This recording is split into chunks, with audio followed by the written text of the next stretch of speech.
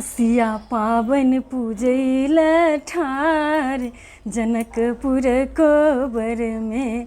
सिया पावन पूजैल ठार जनकपुर कोबर में।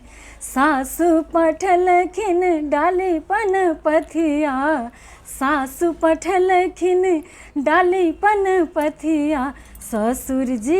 ससुर जी सारी परहार जनकपुर कोबर में। सिया पावन पूजैल ठार जनकपुर कोबर में।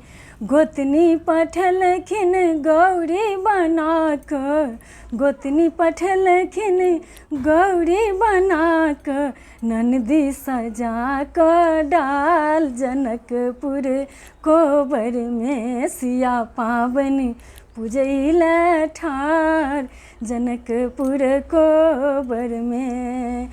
रघुवर के संग सिया पावन पूजू, रघुवर के संग सिया पावन पूजू।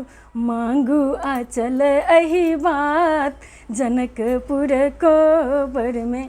हे मांगू अचल अही बात जनकपुर कोबर में। सिया पावन पूजैल ठार जनकपुर कोबर में।